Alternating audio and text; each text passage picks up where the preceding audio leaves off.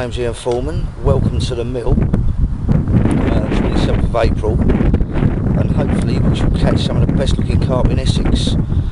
I've lost one this morning, which I'm gutted about. It was a big one for the size, for the water. They run to about 30 pound in here, and it was one of the bigger fish. Last time I had a fish out of that spot, it was 24.4. But this dwarfed it. So hopefully we've got them back on the spots, and we'll have a few in a little while. It's been slow, arrived yesterday, but I've still got my hopes up. The wind's turned, which isn't helping us, but I've still got faith in it. I'm going to give it a couple of hours. If it don't work, I'm going to have to move. You don't want to move really once you've got your house set up, but if you want to catch the fish, that's what you got to do.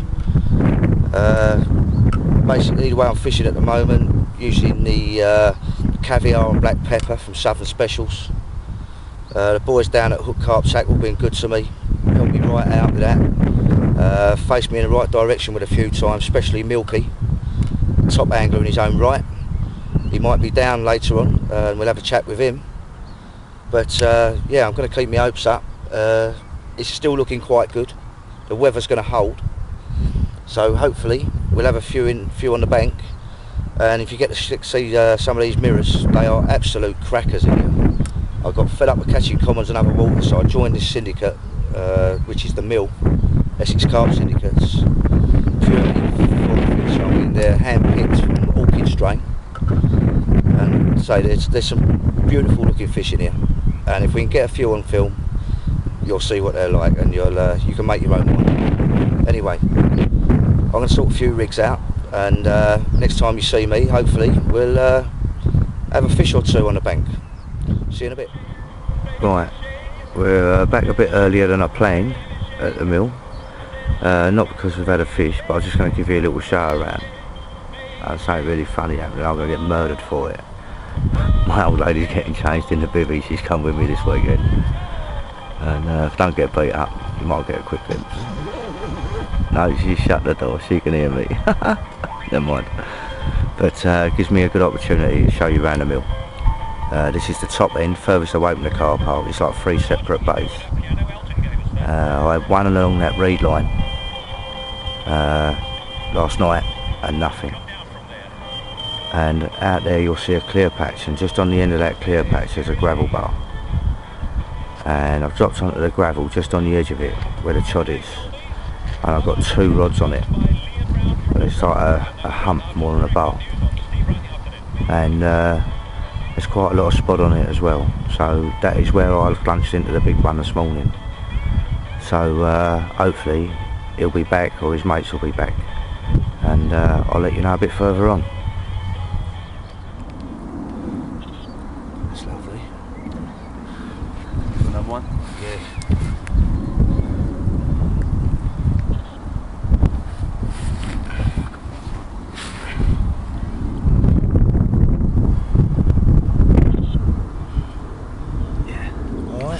There's a couple on the other side. Yeah. See if I can get a stand of fins up for this one as well. Yeah. Your thoughts on that? I don't think I'm going to bother weighing it. Nah. I don't think it's worth it. Pretty fish though, isn't it? It's almost ready to go, look, it's all bulging. Look. Yeah, spawning. Yeah.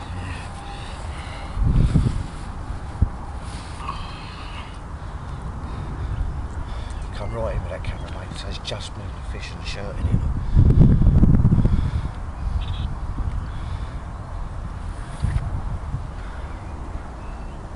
Yeah, that's right. That's better, yeah. Get that fin up. Get that fin up. That's a nice one. Yeah. One more.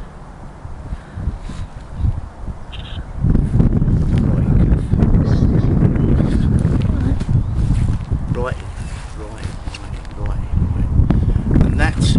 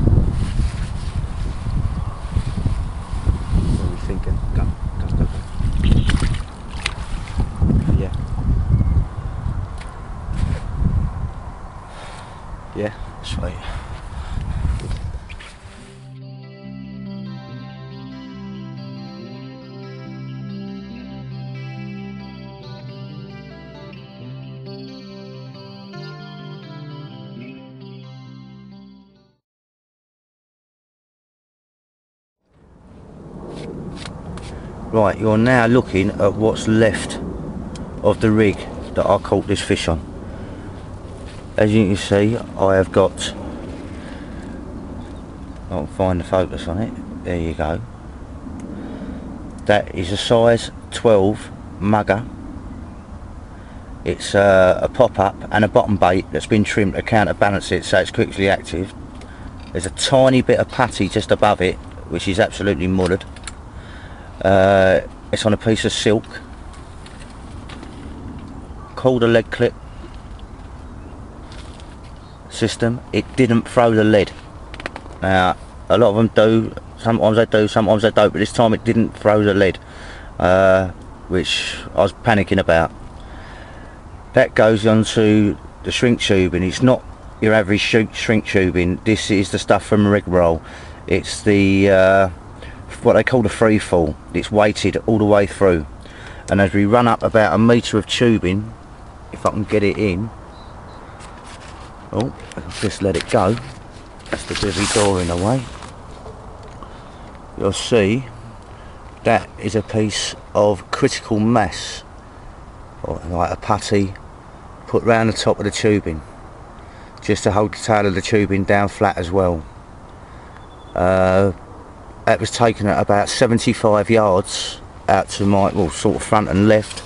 If I pan out across the lake, you'll see where I took it from.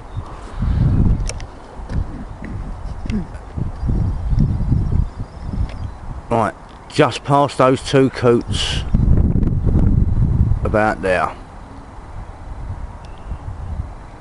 Over a little bit of spod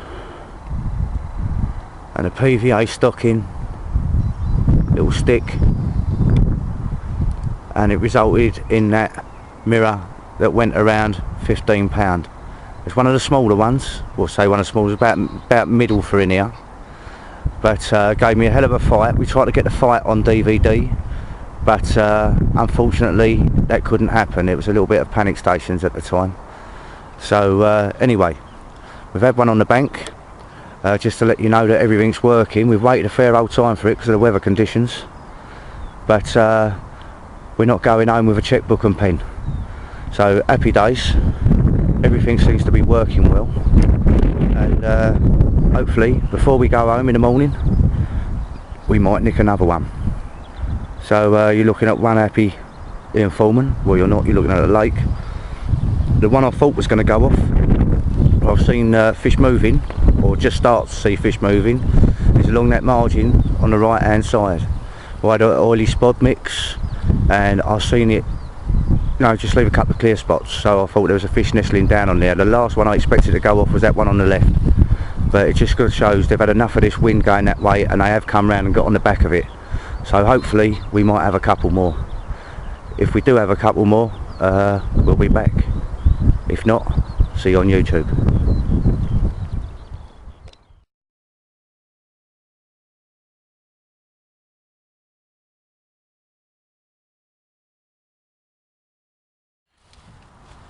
Right, shows you the rig that I caught the fish on. Alright, now what it was, the caviar and black pepper, one pop up, one bottom bait. Just trimmed them so they matched each other perfectly, so one sat on top of the other and it just stood above the hook.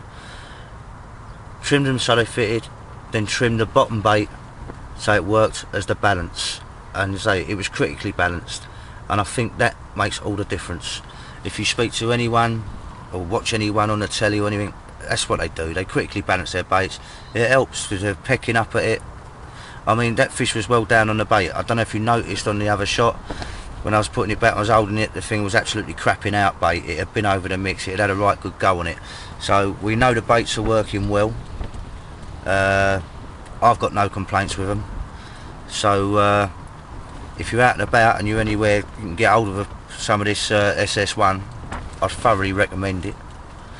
I'd also say if you can get a ticket on this lake before it goes, before they run out, because he's only allowing 50 members on it, get a ticket on here. It's been hard last couple of days, it has been hard, but it does reap its rewards. It's not my biggest fish out of here by a long way, and not my prettiest fish. I mean, you'll be able to go on my Facebook, check out my fish I've caught on there, and some of them are right crackers, fully scales that are so big plated, you know, they're unreal.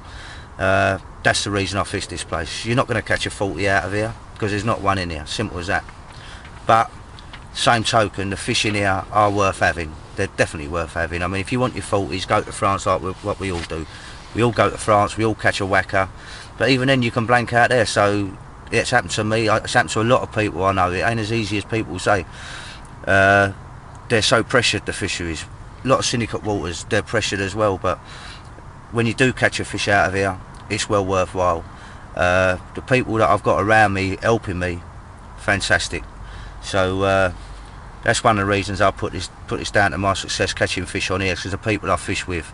I've got to say big thanks to Jamie Smith now. Jamie Smith I've been fishing with for years. Fantastic fisherman, good friend.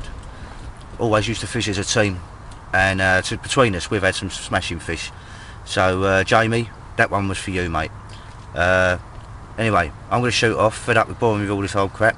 So what I'm going to do now is I'm going to sign off, and I'll catch you up with a bit later, hopefully when we've had another one on the bank.